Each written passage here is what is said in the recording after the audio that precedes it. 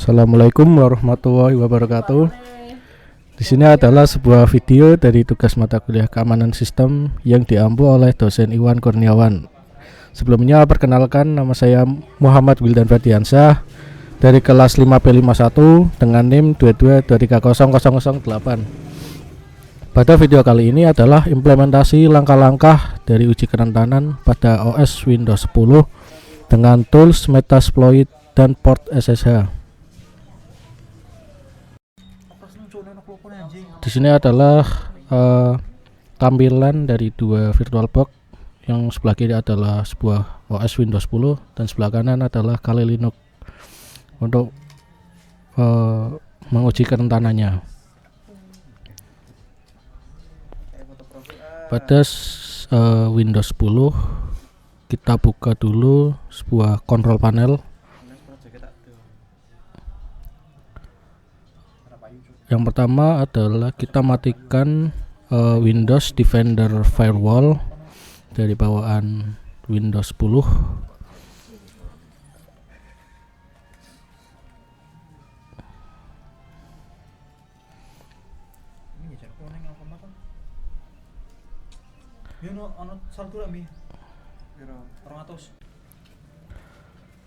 Selanjutnya yaitu kita turn off kan dulu semua firewall. Kita klik OK. Lalu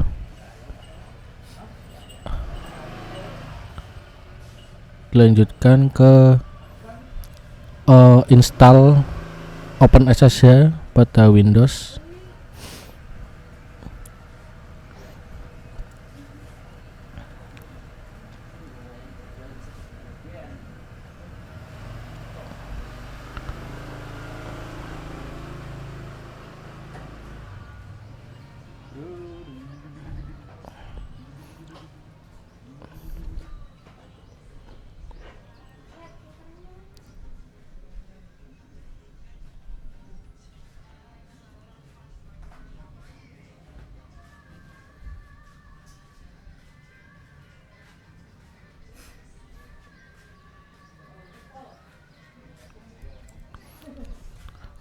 Untuk install SSH karena saya sudah menginstal jadi tidak perlu menginstalnya lagi. Sekarang kita cek saja ke dalam CMD atau PowerShell bawaan Windows dengan kode yaitu start service minname SSH.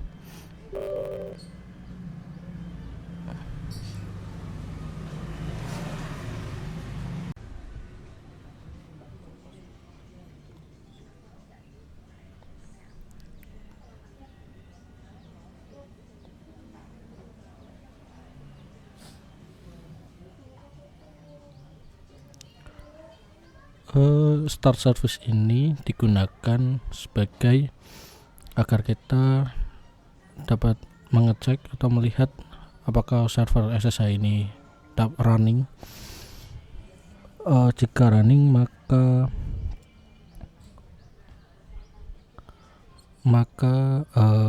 akan menampilkan sebuah tulisan yaitu running.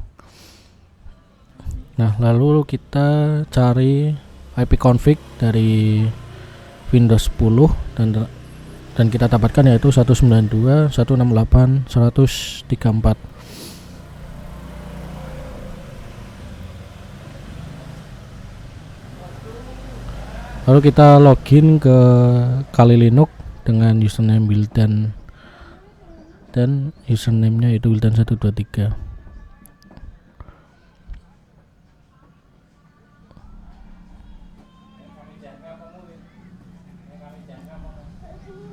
Oke, pada di sini masuk ke terminal dari Kali Linux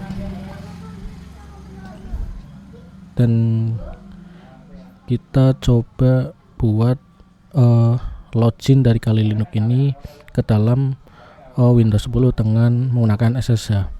Kita coba dengan menginputkan yaitu sebuah username dari Windows 10 ini dan IP-nya. Jika disuruh memasukkan password, maka itu akan berhasil untuk login ke Windows 10. Kita close, lalu lanjut ke terminal lagi.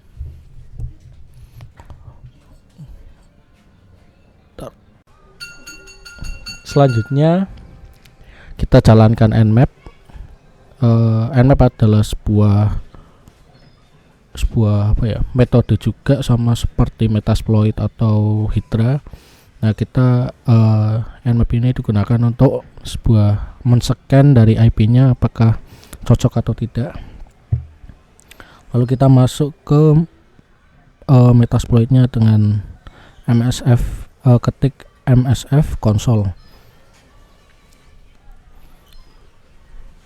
Kita tunggu dulu sampai Metasploit ini terinstall atau terupdate pada Kali Linux-nya.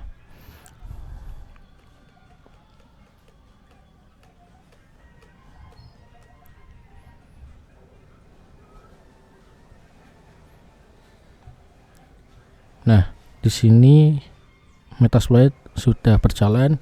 Lalu kita jalankan kode use auxiliary /scanner /ssh/_login. Ini adalah sebuah metode untuk mendapatkan username dan password dari Windows 10. Lalu kita set ROS, kita masukkan IP dari Windows 10. Lalu kita set portnya yaitu 22. 22 adalah sebuah port default dari OpenSSH.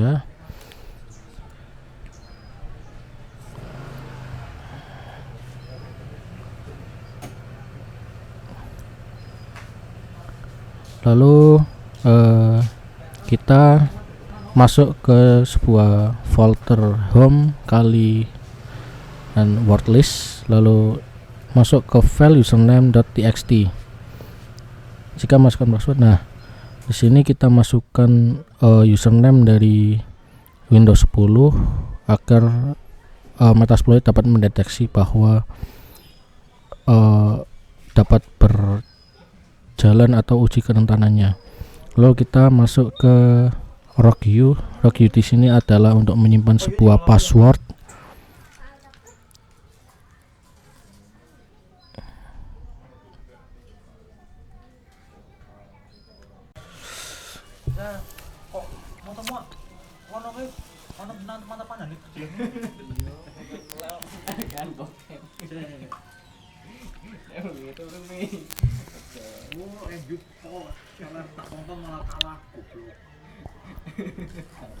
Di sini kita masukkan password dari Windows 10-nya, karena jika tidak dimasukkan passwordnya, itu nanti ketika proses brute force-nya maka nanti akan akan ke looping terus, jadi tidak ditemukan. Nah, lalu kita set user file-nya. Ini ada dua, yaitu user file dari username.txt sama rogue.txt.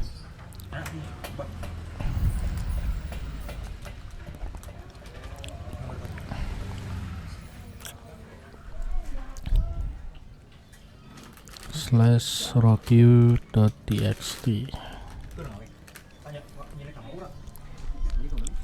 Lalu kita set threads 5. Lalu langkah terakhir yaitu kita run. Nah, ini proses brute force itu akan berjalan. Nah, jika muncul sebuah message sukses Wildan 123, maka proses login itu berhasil. Nah, kesimpulannya adalah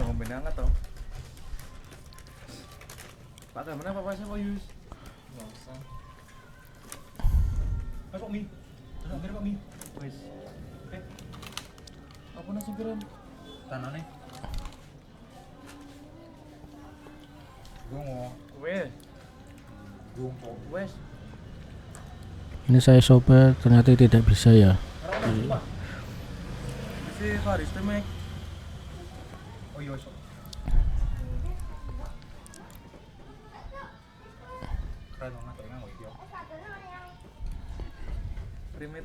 Oke, kita tutup saja, kita ke PPT nya langsung. Nah, sini kita analisa kerentanan, penyebab dan solusinya. Nah, untuk analisis kerentanan, kerentanan ini ditemukan bahwa pada layanan OpenSSH server itu diaktifkan atau dari langkah yang tadi itu kita install OpenSSH melalui Windows 10. Lalu untuk penyebab kerentanan itu penggunaan username dan password yang lemah, layanan SSH yang terbuka, dan Windows Firewall yang dimatikan. Hal ini yang menyebabkan bahwa username dan password terbaca dari Kali Linux Metasploit.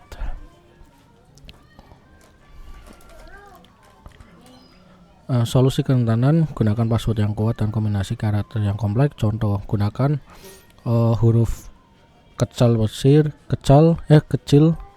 besar, angka, dan simbol. Lalu nonaktifkan SSH jika tidak digunakan, atau batasi akses melalui firewall. Maksudnya batasi akses melalui firewall yaitu firewall diaktifkan secara defaultnya. Jadi ini adalah, jadi kesimpulannya yaitu bahwa sebuah OS atau perangkat harus mempunyai sebuah keamanan sistem yang kuat, baik secara eksternal maupun internal, dikarenakan bahwa sebuah virus atau malware ini dapat bersembunyi melalui luar maupun di dalam. Sekian, terima kasih. Wassalamualaikum warahmatullahi wabarakatuh.